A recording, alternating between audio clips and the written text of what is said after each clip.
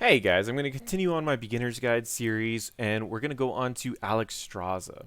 Alexstrasza is a support with a powerful trait that turns her into a giant dragon. This allows her to get huge heals off as well as deal a lot of damage during important fights over objectives, camps, or bosses. She currently has two builds that are commonly used in the meta. One is called her Q build, or her flower build, and this one utilizes your health by keeping it at a high amount while healing, picking up flowers, and continuing on healing. The other build is considered the W build, or the circle build, and it is by dropping these big heals that do percent health healing.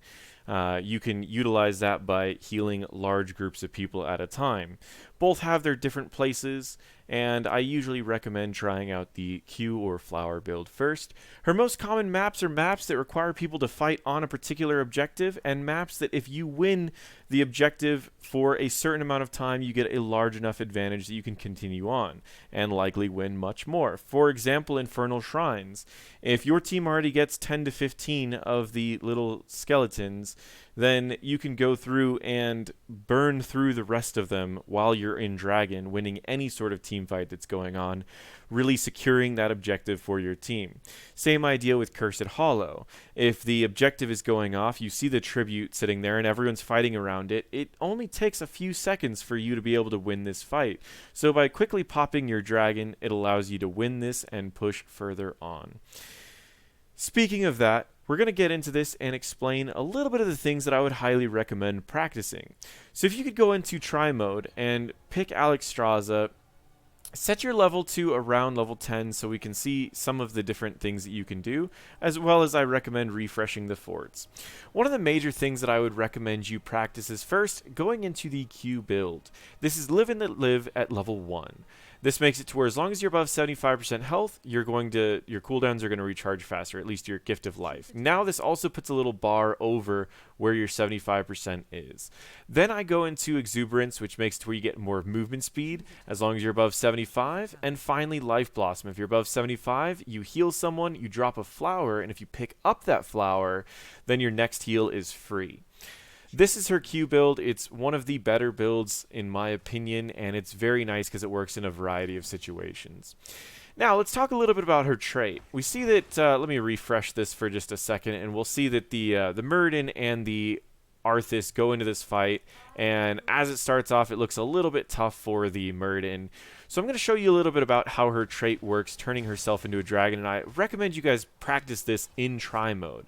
When you go into dragon form, you get a new set of abilities, so you want to utilize all of your abilities before you go into dragon form so you don't waste those cooldowns. For example, I'm going to W, Q, dragon form, and then I'm going to W and Q once again. And now Muradin is full health, and I'm burning down the Arthas very, very quickly. And you can see how easy it is to turn the tides of a fight into your favor and have a bunch of heals going out as fast as possible.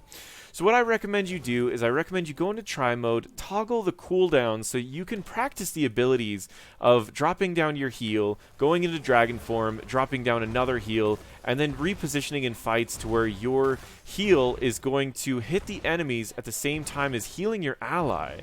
As you can see, whenever your fire goes through an enemy, it also heals the allies that are also in that area.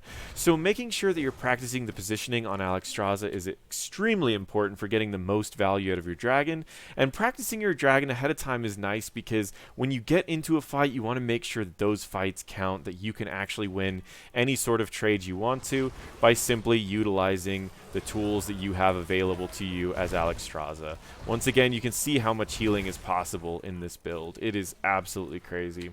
So that's the major thing that I would want you to practice when you get into a game as Alexstrasza. The next thing that I would recommend practicing is seeing the range of flowers that you do when you're in the Q build, and see how we drop a flower here, see how close you have to get before it picks up those flowers. Practicing that range will also really set you ahead to make sure that you don't drop flowers in areas you're too afraid to step up into. The last thing I recommend practicing is the E. The E is her main source of damage and slows, and if you can keep landing your E on the same target over and over, you can permanently slow them no matter where they want to go, and it's a great way to secure kills on this hero. Well, landing your E on the same target you already had your E on also refunds your mana, making it to where you are a powerful tool of wave clear as well without actually losing any sort of mana. So utilizing your E as often as possible to speed up wave clear is also important. These are the things that I recommend practicing on Alexstrasza, and I hope that some of these things have inspired you to try out Alexstrasza in your games in the future. That is my beginner's guide series, and I will continue this on, so if you'd like to see more of these, feel free to subscribe, comment, and let me know what you think about them below. Thank you, and I will see you in future videos.